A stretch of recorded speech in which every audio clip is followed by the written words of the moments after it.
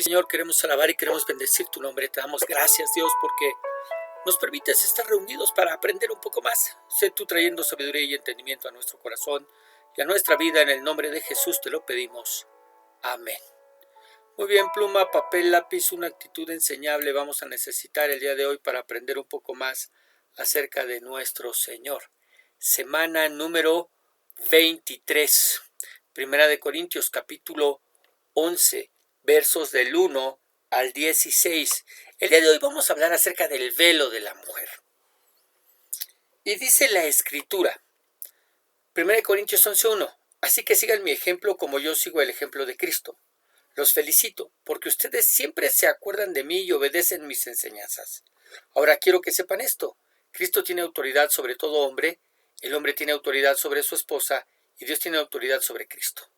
Si el hombre ora a Dios o habla en su nombre con la cabeza cubierta, no le da a Cristo la honra que merece. Y si la mujer ora a Dios o habla en su nombre sin cubrirse la cabeza, le falta el respeto a su esposo. Es lo mismo que si se afeitara la cabeza. Si la mujer no quiere cubrirse la cabeza, entonces que se la afeite. Pero si le da vergüenza afeitársela, entonces que se la cubra. El hombre no debe cubrirse la cabeza, pues fue hecho parecido a Dios y refleja su grandeza. La mujer, por su parte, refleja la grandeza del hombre. Porque Dios no sacó de la mujer al hombre, sino que del hombre sacó a la mujer. Y no creó Dios al hombre para la mujer, sino a la mujer para el hombre. Por eso la mujer debe cubrirse la cabeza para mostrar su respeto por la autoridad del hombre y también su respeto por los ángeles. Sin embargo, para nosotros los cristianos, ni la mujer existe sin el hombre, ni el hombre existe sin la mujer. Es verdad que a la primera mujer Dios la sacó del primer hombre, pero también es verdad que ahora todos los hombres nacen de una mujer. Pero tanto el hombre como la mujer y todo lo que existe ha sido creados por Dios. Piensen ustedes mismos si está bien que la mujer ore a Dios con la cabeza descubierta. Según nuestras costumbres, es una vergüenza que el hombre se deje crecer el cabello, pero no lo es que la mujer se lo deje crecer, y es que Dios le dio el cabello largo para que se cubra la cabeza. En todo caso, si alguien no está de acuerdo con esto y quiere discutirlo, le digo que ni nosotros ni las iglesias de Dios conocemos otra forma de actuar. Ahora, continuando con las cosas a corregir dentro de la iglesia, Pablo ahora tocará el tema que tiene que ver con el cubrirse o no la cabeza a la hora de orar para las mujeres. Un tema no poco importante para ese tiempo, pues tiene que ver con la reverencia que debían tener en medio de la adoración. Veamos un comentario que nos va a ubicar un poquito antes de empezar. En esta sección, la preocupación principal de Pablo es la irreverencia en la adoración. Debemos leer esta parte tomando en cuenta la situación que se vivía en Corinto.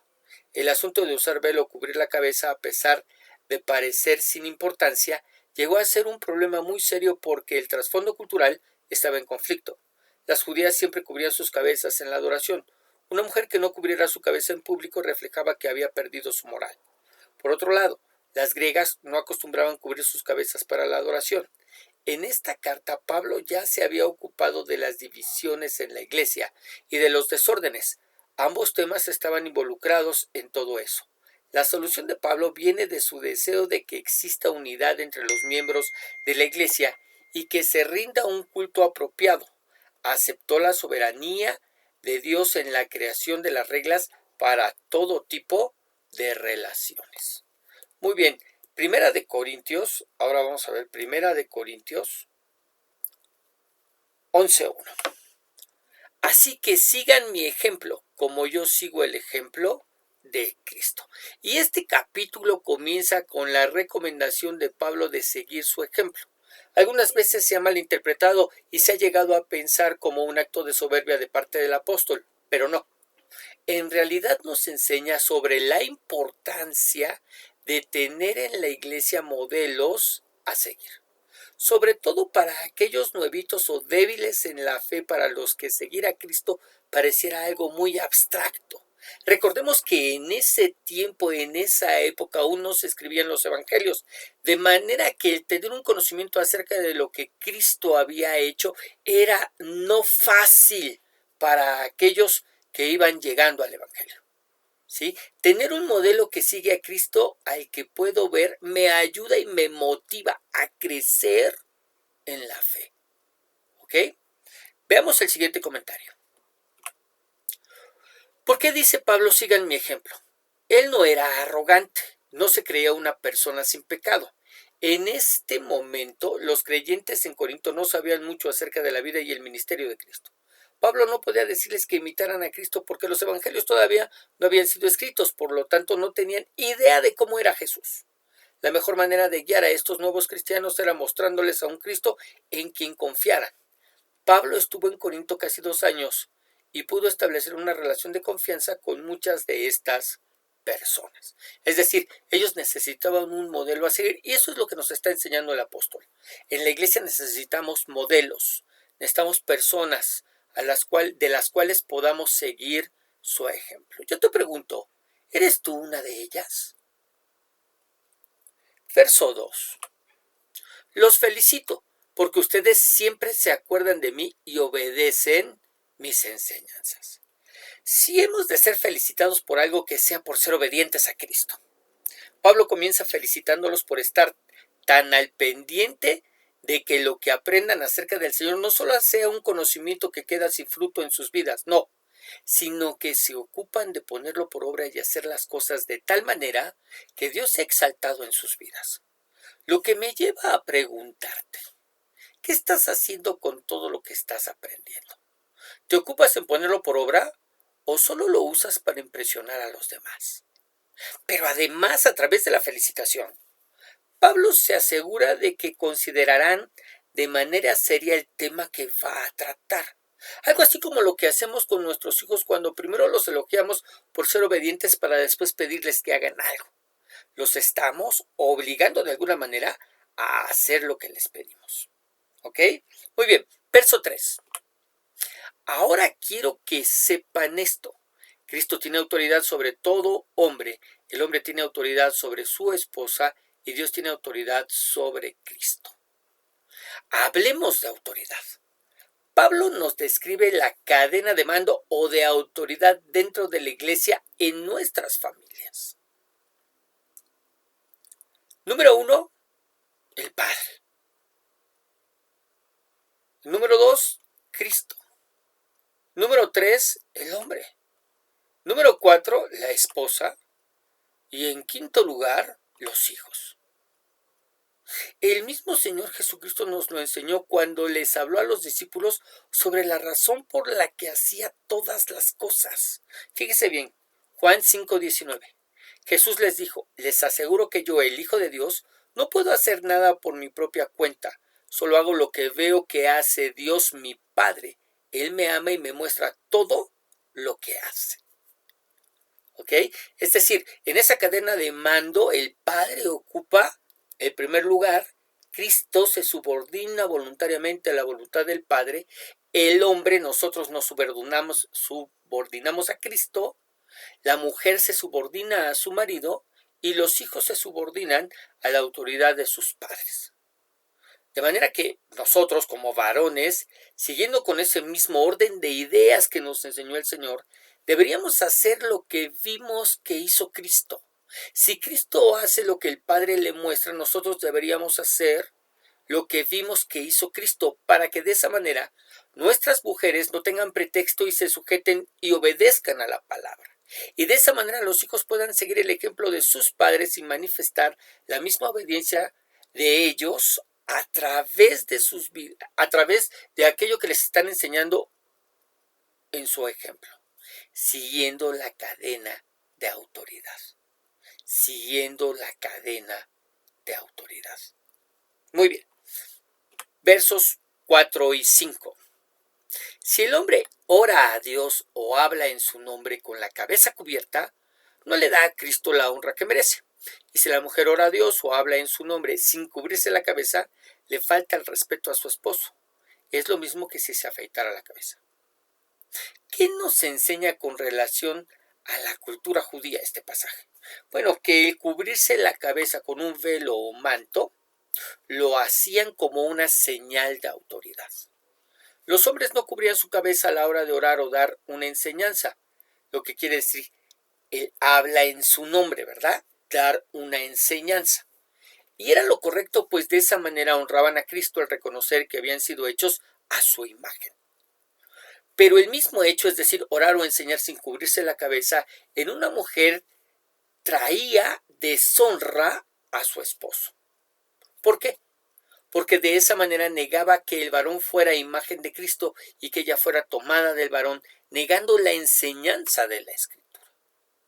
El orar sin velo era comparado, equiparado a raparse la cabeza, siendo el cabello de la mujer parte importantísima de su imagen. Las mujeres judías no oraban ni adoraban con la cabeza descubierta. Las mujeres griegas oraban y adoraban con la cabeza descubierta. Incluso muchas de sus sacerdotisas paganas y prostitutas sagradas rapaban sus cabezas para distinguirse de las demás. Por eso Pablo les dice que de acuerdo con sus costumbres, si no deseaban tapar sus cabezas era lo mismo que si se raparan. Verso 6. Si la mujer no quiere cubrirse la cabeza, entonces que se la afeite.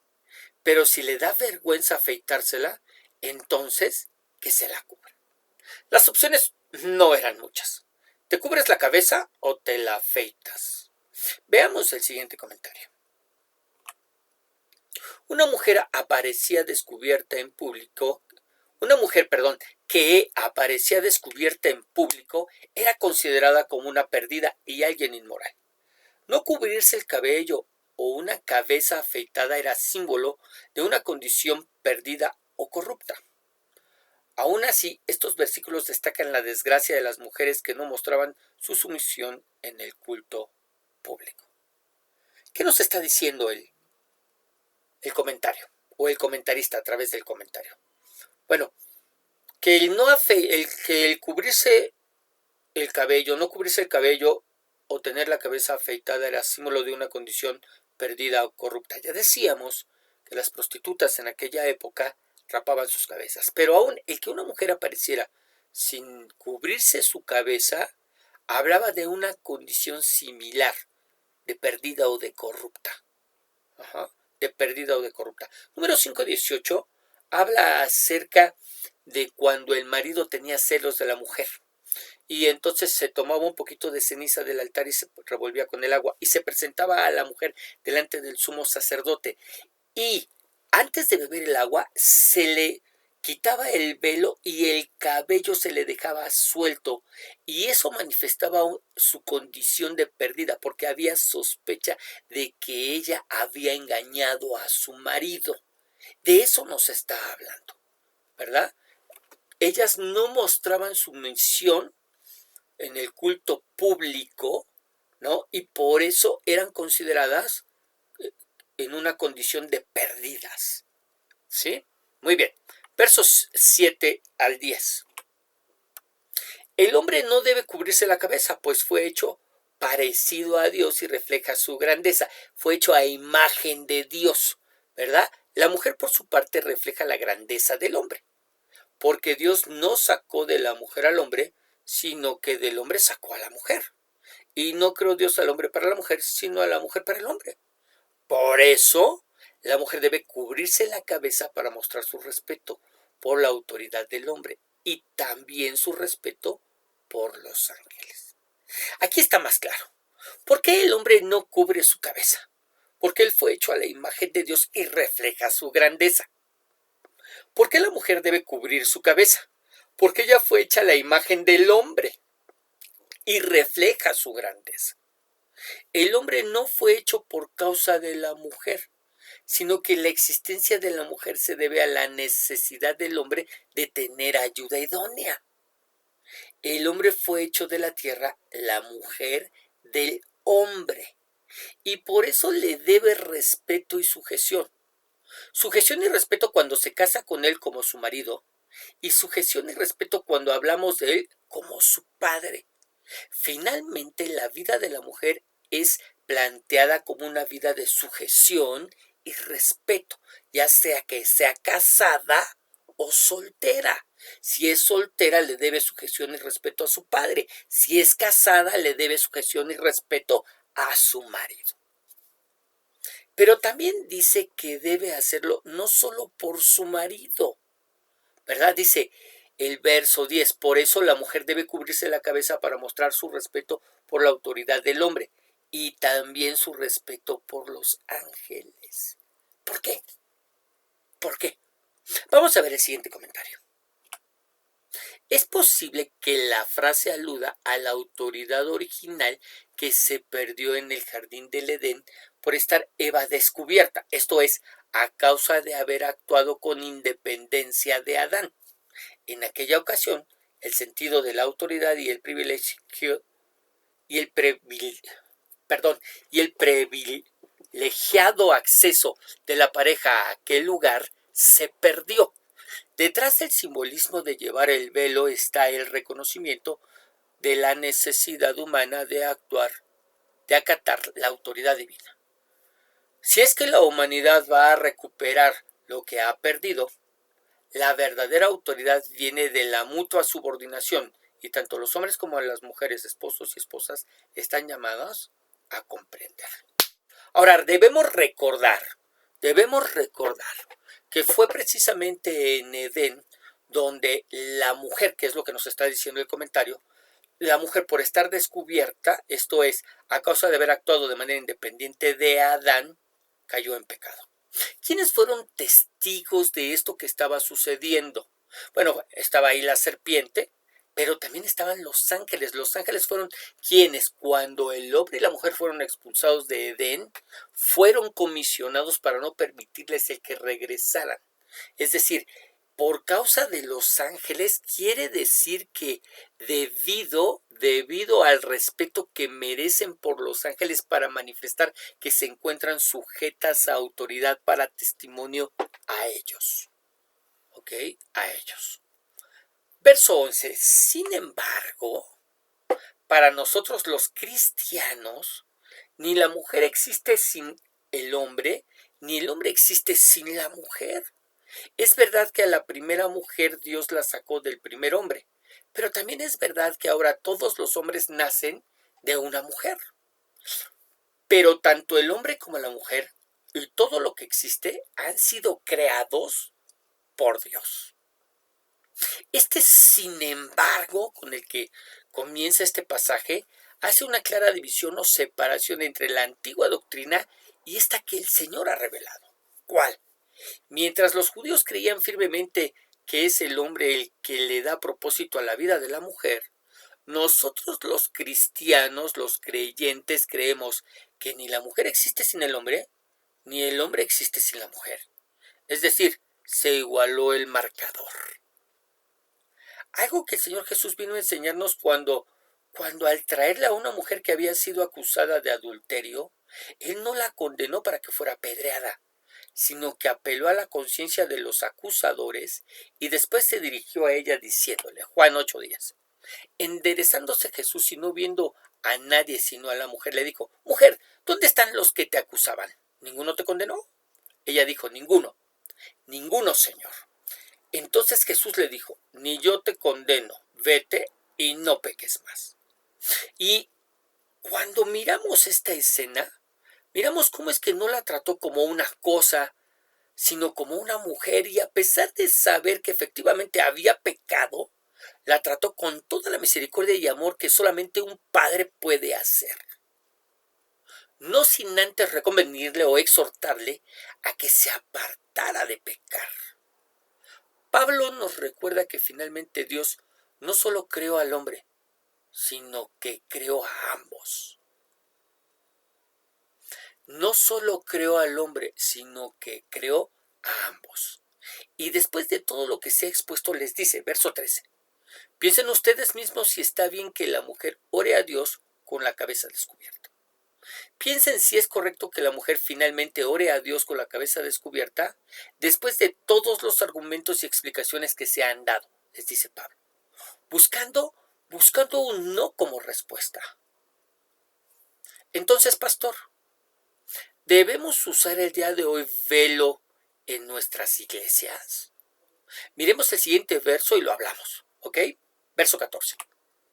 Según nuestras costumbres, es una vergüenza que el hombre se deje crecer el cabello, pero no lo es que la mujer se lo deje crecer. Y es que Dios le dio el cabello largo para que se cubra la cabeza. ¿Cómo dice? Según nuestras costumbres. Y es que algo que necesitamos recordar el día de hoy son las tres grandes P's de la Biblia. ¿De qué hablas? Bueno, en primer lugar, principios. Principios que son eternos, es decir, principios que no cambian, principios de bendición o principios de maldición que Dios ha dejado escritos en la palabra. Danos un ejemplo, pastor. Por ejemplo, el principio de bendición más antiguo que nosotros tenemos es cuando apartamos de lo que hemos recibido lo que a Dios le corresponde. ¿En dónde encontramos ese principio? En el jardín del Edén. Cuando Dios le dice que puede comer de todo árbol menos del árbol del conocimiento del bien y del mal, Dios está reservando eso para él.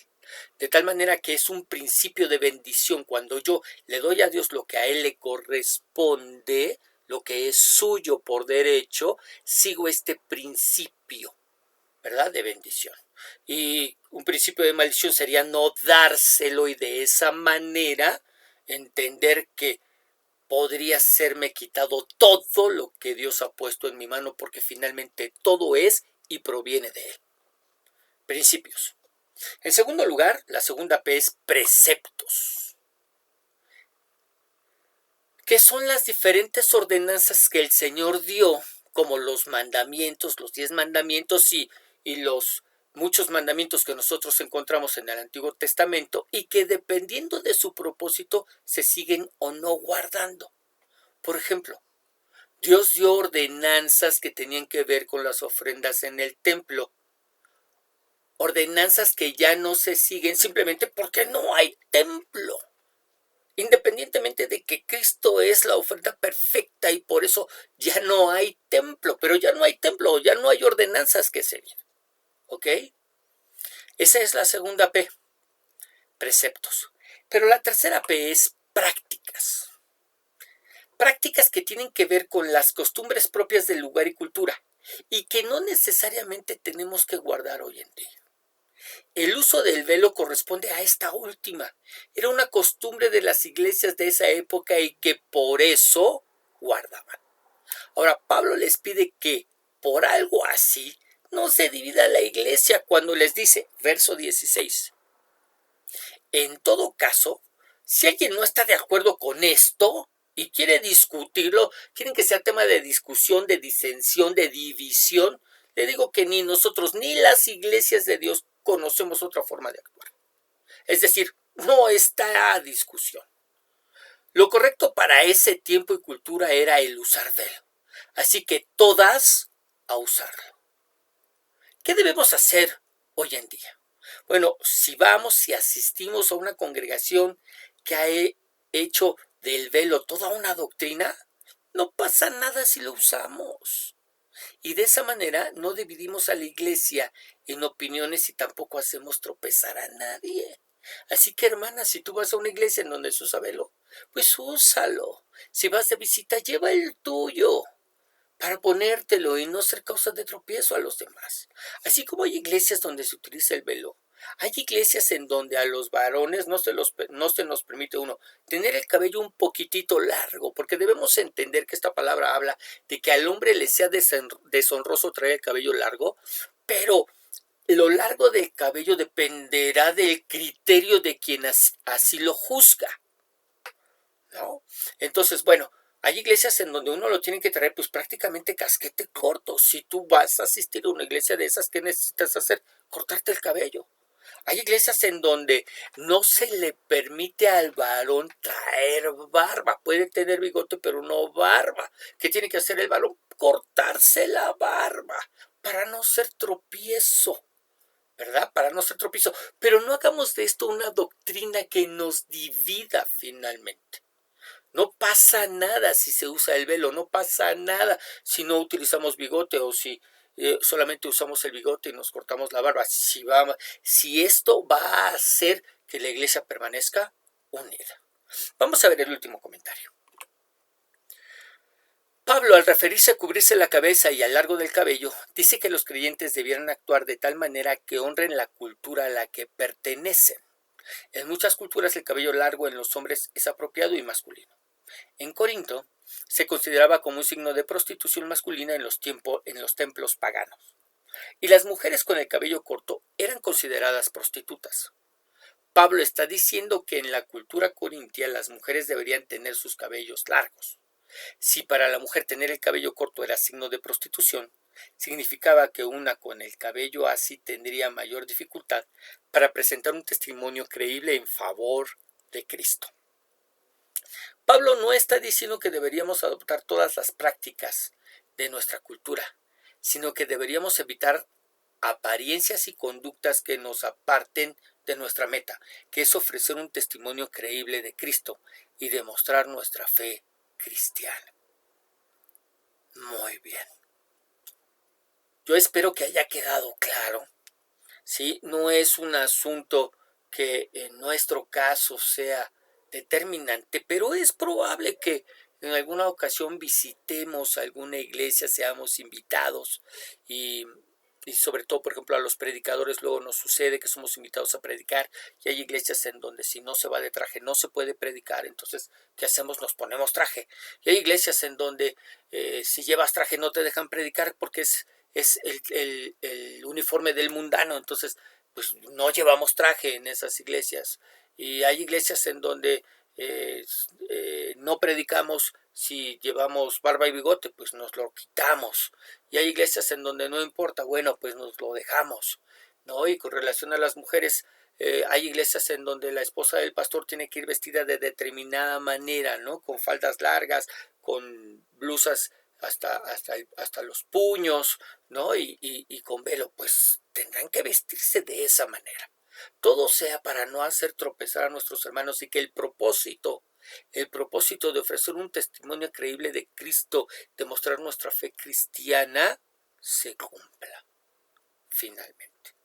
Muy bien, ahí en tu lugar, inclina tu rostro, cierra tus ojos, vamos a orar.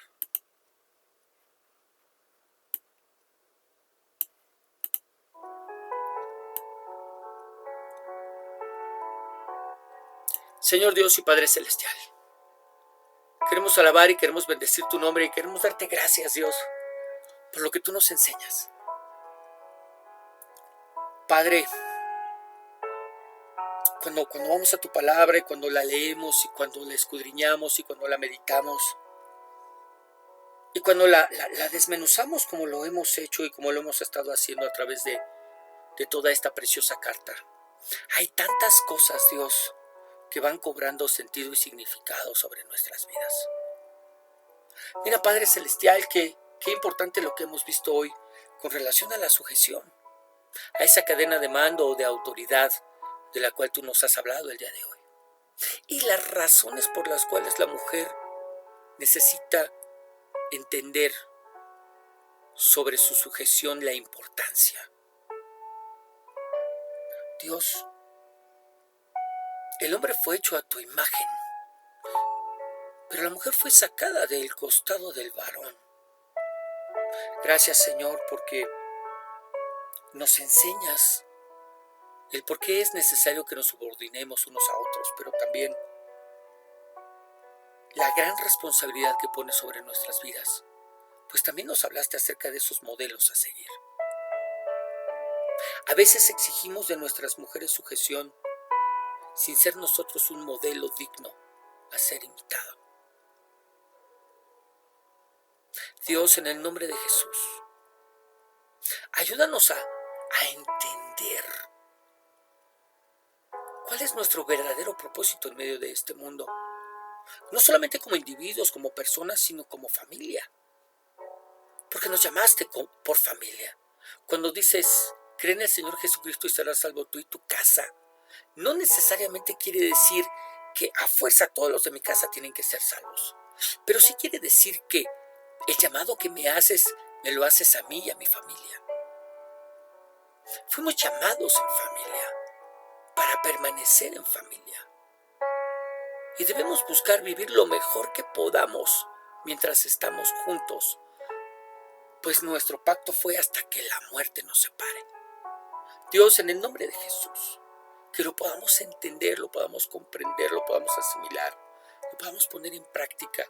Esto nos ayude a hacer de nuestra vida, de nuestro matrimonio, de nuestras relaciones, algo mucho más sencillo.